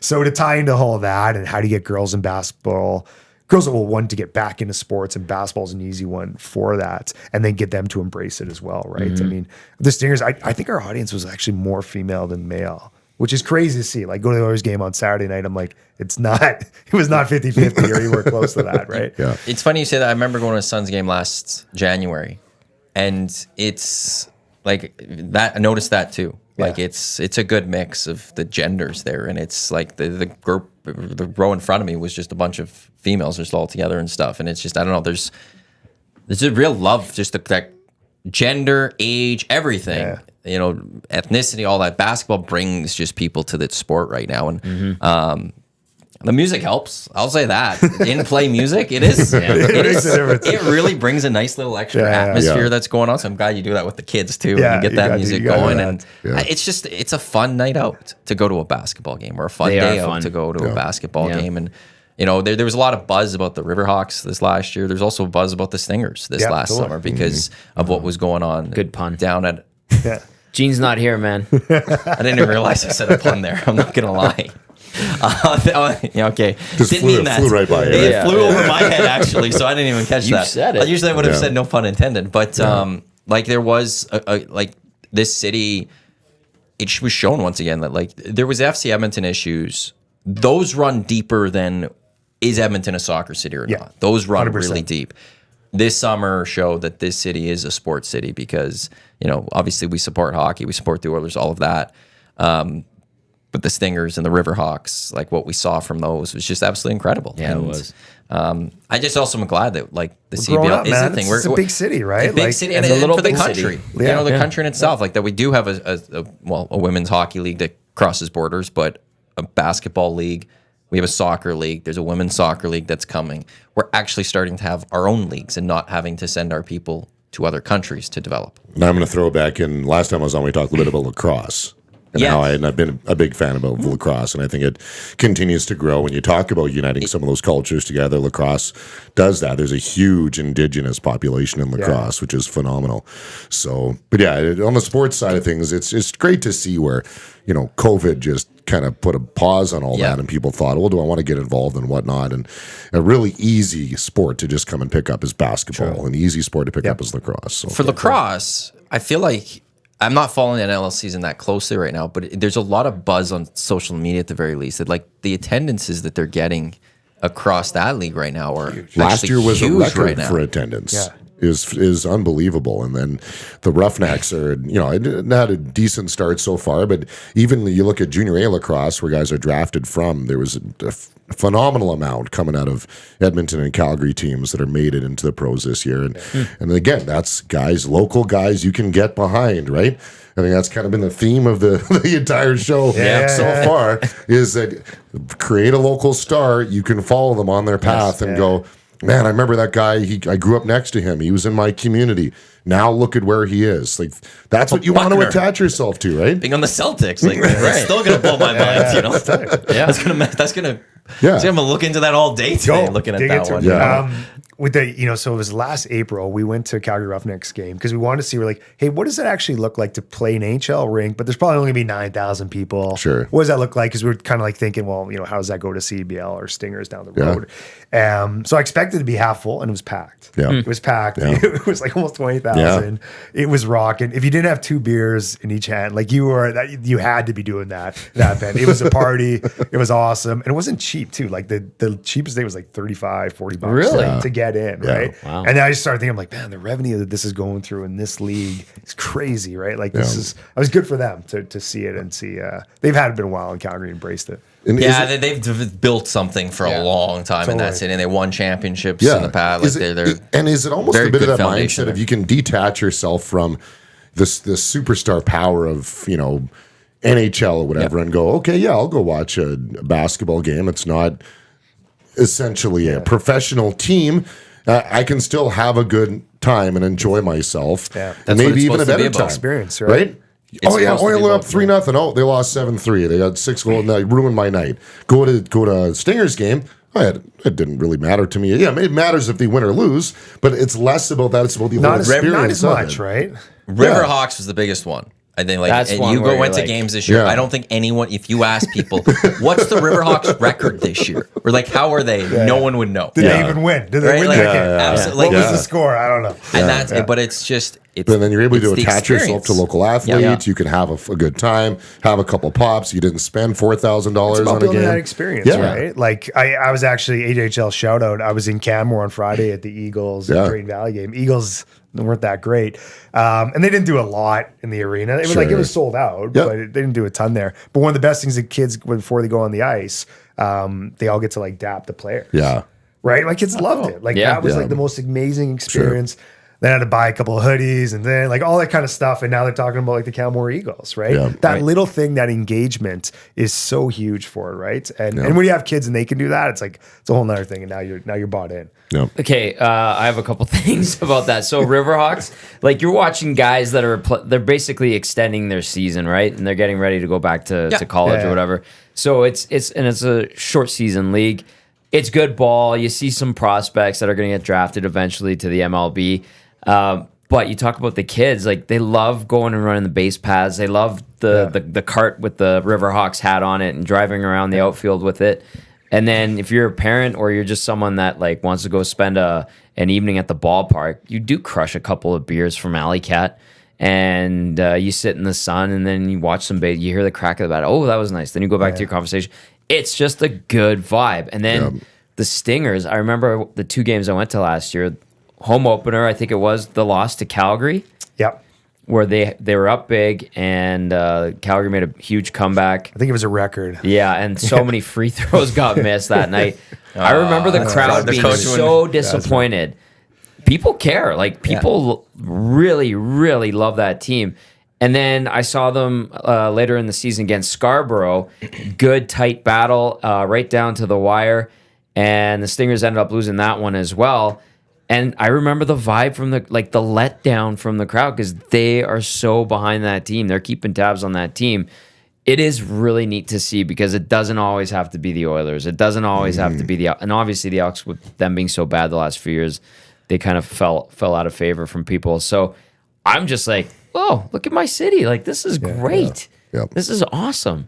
But it's weird that the Elks fall in, to me, like a middle ground there where it's like the Oilers winning matters. That's the thing. And then you guys talking about how the experience matters, where the Elks are kind of in the middle of that. You need that experience.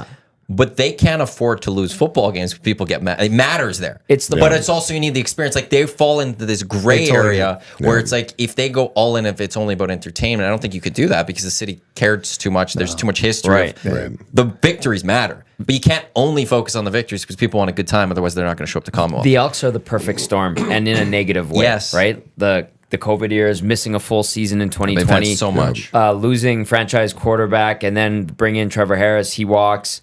The coaching they got changes. rid of him. Well, they got rid of Harris. He wasn't good in Edmonton. I will throw that one out there. Fair enough. To the end, it wasn't. The name change, the losing, the home losing, like the rise of the NFL in Canada too. It's right? been massive. But it's okay to like NFL, CFL, NCAA, U Sport. Like, I think that's something. There's like a mental block collectively, not for everybody in our country, but a lot of people where they're like, I don't like the CFL. It sucks. It's like, you can like it too. It's okay. Nobody's going to make fun of you unless you among your peers all get groupthink.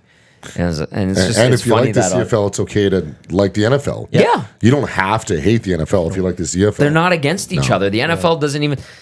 People in America do not care what league you like here in Canada. They don't even think about us. No. Yeah. Oh, you guys watch the NFL too? That's sweet. Don't you have your own league? Yep. Yeah. Where do you watch it? In your igloos? Yeah, they're so we're You get electricity in we there? have this What? Running water? we have this like little brother syndrome where it's like they really don't give two craps about what we do up here. Yep. So don't try to impress them because they don't care. And if you're trying to talk cool to each other, I don't watch the CFL. You sound like an idiot. Great football game coming tonight. We're expecting Yeah, at we least are. with the national championship. Wolverines taking on the Huskies, so that'll be fun. I do equate NCAA football kind of like the CFL. Like, they're very similar. There's the game's never out of it. It's never over. Yeah. There's a lot of excitement. There's mistakes, and the mistakes make it kind of really exciting. And the Wolverines in their Rose Bowl win over Alabama, kicker missed a field goal, an extra point was blocked. It was blocked. And then he had to kick an extra point late, and it was like, is he going to make this or not? Like, there was a worry because of the mistakes of the earlier game, and it's very similar to the CFL, and it's very exciting. I have no idea what's going on outside this room. I don't know, man. There's like banging, and they're laughing. What's our new practicum student doing back there? We have a new practicum student. Eventually, you'll get introduced to EST, but Zach's here, and I don't know what they're making Zach do or anything The like full that. roster right is now, back. or There's power bombs and elbow drops going on out there. Maybe YouTube Trev and Zach are having feats of strength. Dusty and Eric are just forcing the two young guys to go at it to see who's stronger. And they're just You're fighting for our love. Winner stays. This is the EST Hangout presented by Mott's Clamato Caesar. By the way, back Fresh Nets, if people want to be involved or more info or anything, how could they help out with it or anything? Yeah, head to the site freshnets.ca or find me on Instagram, freshnets as well. And they can reach out there and see. Let me know, like, if there is some hoops in Edmonton. Like, I think we've done a bunch of them, but there's got to be a few more, and need to redo a few, I guess. But yeah, drop me a line there, and if you want to support, that's cool too. I think they put up the hoop. I was about to say, I think I figured we got it back. Because I did see the hoop in the corner. Dustin's kids gave, I guess, us a present of the hoops at the end of Christmas, right, for Christmas, and we haven't put it up yet. The Russian spa downstairs is going to be so mad at us. Just hopefully Dusty doesn't get hurt. I heard Dusty go off the top rope. I think he was. Well, somebody's going through a drywall at some point in EST, and he needs some fresh drywall pretty soon. No doubt. Dusty also got hurt at 1260 on a slam dunk contest we once did with these. Like full WCB, knee went out on him and stuff. So is that how you got the chicken wing too? No, this one was golf. I don't get a WCB on this one, but just hopefully he doesn't get hurt right now because he's just back. We don't need him down and stuff. Yeah, I don't need to do 5 shows a day. You will be back at noon, though. Oilers stream at noon. You and Dusty you guys will recap the Oilers' 7th straight win, and this red hot team they get set for a road trip beginning tomorrow out in Chicago. No Connor Bedard, but that's coming up at noon and 11 o'clock. Dusty and Huss with the Lock Shop. We've got a few more minutes left here on the Hangout. Steelers, can they make a run in these playoffs? Like, how good of a coach is Mike Tomlin? I want him fired. I want him out of Pittsburgh just because I don't want him in the Steelers anymore as a Ravens fan. Right. He's unbelievable. I think the part that Steelers fans still are just reeling in is the post-Matt Canada era. Those fire Matt Canada chants in the stadium. So that's gone. To give Mason Rudolph a chance. Now some of their star receivers are having the ability to make plays. Without TJ Watt next week, I don't know. But you're getting hot at the right time. You got a great defense. You have confidence finally in a quarterback, right? Who isn't really doing anything crazy flashy. He's just getting the job done. So, you play the hottest team in the NFL right now. Oh boy. So, I don't know. I have faith in the team. I think they can do it. I don't know if they're going to go on a long run, but I mean, yeah, Bills. Yeah, I was hottest team, really? Well, one of them. I don't know. They won, Ravens. whatever. Yeah, hottest team. The Ravens. All right. Yeah, you're a Ravens fan. I forgot about that. They just took out. He's on this the week. team. They benched. They didn't play anyone. They took out the Dolphins and the 49ers in back-to-back weeks, dominating fashion. The comment I saw on Twitter that I laughed about Bills was that if if the Steelers had to rely on Chase Claypool catching a pass yesterday to make the playoffs, I laughed over that. But anyway, so yeah, I mean, I almost wore. I was telling you, I almost wore my Steelers jersey in today, and I just found out you're a Ravens fan, and it makes me in full regret that I wish that I would have. So the only team to actually beat the Ravens twice this year. They didn't lose to the Ravens at all.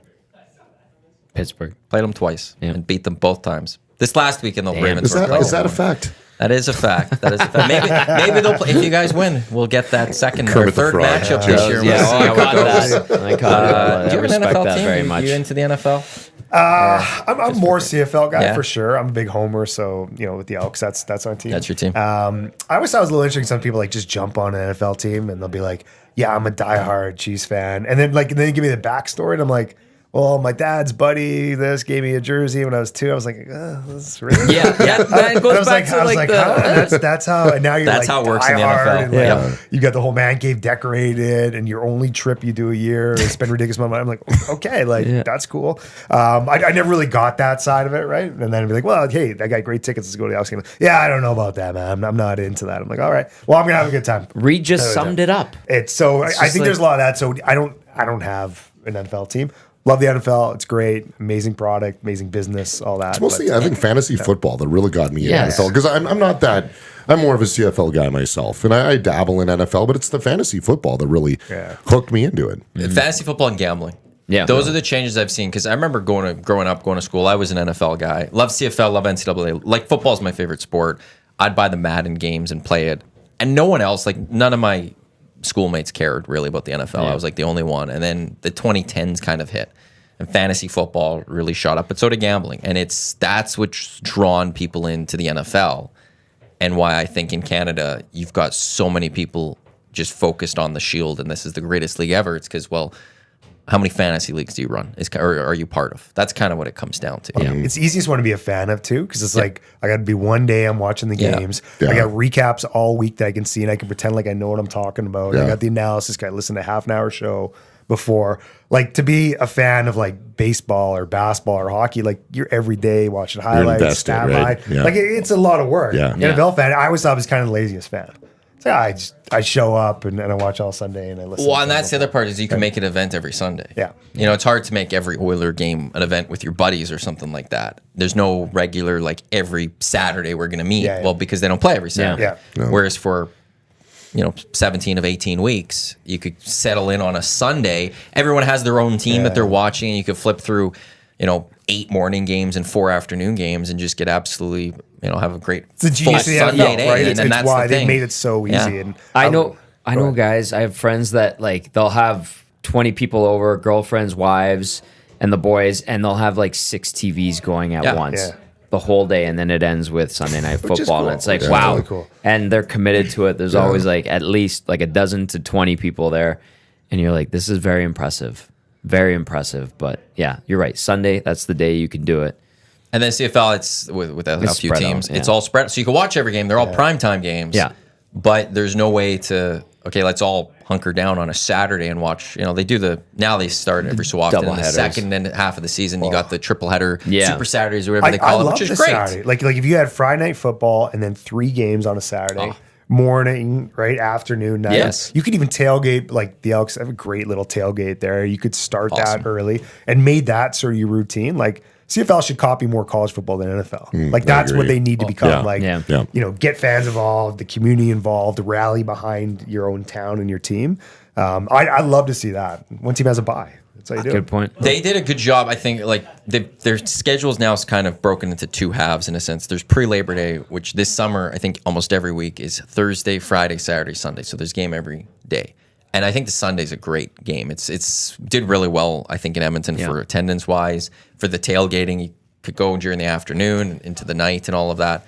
And then in the second half of the season, I think that's where you look. They get rid of Thursdays because you got NFL Thursday Night Football. You're not playing on Sunday. Really dive into a regular. We've got a Friday Night Football game at 6, 7, and then triple header on Saturday. And you're going up against college football. College football in this country isn't as it's growing, but it's not as big yet that you could absolutely play on a Saturday 3 games, 11, 2, 5. Boom. Done. Yeah. You're set to go. Yeah. You do that for the second half of the season. 3-game parlays on the betting side. Absolutely. The fantasy of that day would be huge too, because hey, there's your, if you do the daily fantasy or something, you've got 3 games, you can spread it out across and just be a fun day. So and start the season a little earlier still. I don't mind that. A week, 2 weeks. Truthfully, I would love if Thanksgiving Monday was the first week of the CFL playoffs. No one's doing anything on the Monday. I mean, you don't like going to a Grey Cup game at -30? I do. I love the cold. Someone like Tommy does not. No, I don't. And I've got most people. The last 2 Grey Cups here were phenomenal, by the way. Though I really, Dave, no, minus 2005 Grey Cup in Regina. Brian Adams just ripping her at halftime. Yeah, it's like -35. I had 11 layers on that I slept in that night. It was still cold. Like it was. But you remember those experiences, right? That's Canadiana right there. So. But my generation's softer, so they don't want to do that. So you got to move it earlier so that you make it nicer, so that they want to go to a playoff game. So 2003 in Regina or 05? 3 was in Regina, 05 was in Vancouver. Yeah, it was 03. Yeah.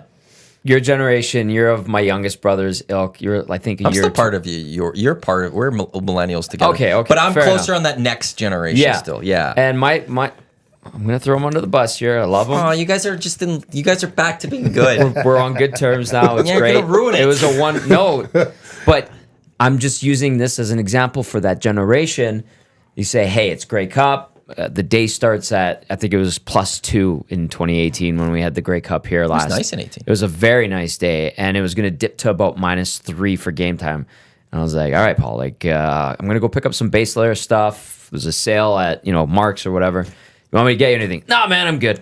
Yeah. It's like, okay, well, you want to bundle up for the game. You're going to be outside for like 5-6 hours, wear thermal gear, boots, whatever. No, I'm good, man. I know don't worry about me. I'm fine. I'm like, okay, well, you're 26 years old, 27 years old at that point. I don't really need to be looking out for you. I'm just saying the last time Grey Cup was here, it got cold because you're out for so long, even though it's hovering around 0. He wears a hoodie and a long sleeve T-shirt. And I think he wore like long socks instead of ankle socks. And then you know what kind of gloves he was wearing, guys? None. The little mitts. Oh, the little magic mitts. Magic mitts, yeah. And I think he had a toque. And I was like, really? You're going to be good all game? He's like, yeah, it's so nice out. How long did he last? Oh, he lasted the whole thing, but he was like this. And I had 2 pairs of gloves because I remember it's just you're out for so long. So I'm like, you're in the desert with a thermos full of Kool-Aid. I'm like, here you go. And he's like, I want another beer. And I'm like, okay, I'll go get you one. But he's like, can you get me those little Hot Pocket heat packs? I'm like, yeah, no problem. Here, I think we have extra ones. And the rest of us had been through a Grey Cup and we're bundled up and I'm like, this is great. And until Calgary won, and then I'm looking at my brother, he's shivering, he's like, can we go inside? And we did. So that's an example of that generation being soft. Yeah. They wouldn't do the layer up and do the -30. I think every generation, when you're younger, you're stupid enough that you think you could wear less and you get away with that, or you try to get away with that. There's always the no T-shirt guy. Yeah. Well, you don't want to pay for the coat check either, right? Yeah. So exactly. you wait in the car, you wait outside. And you got to look good still. It's not about dressing warm, it's about dressing to look good. Yeah, that's true. So, and then at some point you hit an age where you go, screw that. You're like, this is crap. Well, I'm at that age. care what No I'm thanks, looking at. -35. I can't do it. Tom, you will look good in anything anyway. So don't. That's true. Try. Don't act that way. Bless you. That'll do it for the Hangout today. Dave, HNLive.ca. What do you got coming up? A couple games? Yeah, I got a couple tournaments tournaments, the Canadian Crown U15 tournament coming up. So it's prep school teams against club teams at the River Cree. It's going to be mid-January, Jan 18 to 21. And then U17 variety of the same Canadian Crown family. That's in February.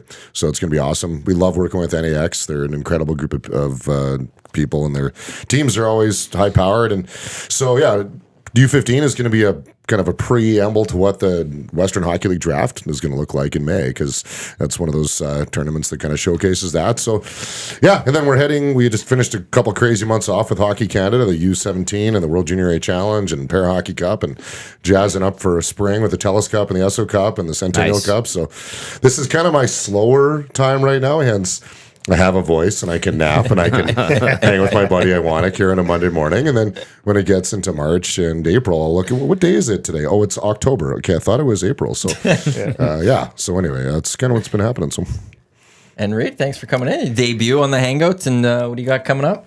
I'm going back to work a little bit, so I'm going to do some consulting with the CBL, Edmonton Sport Council here. Going to be doing that. Working some things, so maybe there'll be a sports opportunity coming in the future. Still working on that. FreshNet's going to move that indoors a bit. There's a bunch of elementary schools we're going to target. So we're going to do that, which is pretty cool, because they still need, you'd be surprised how many courts and hoops are not in good shape on that end. And then I'll be doing a new drop with these jerseys with Ross Flats and City of Champs.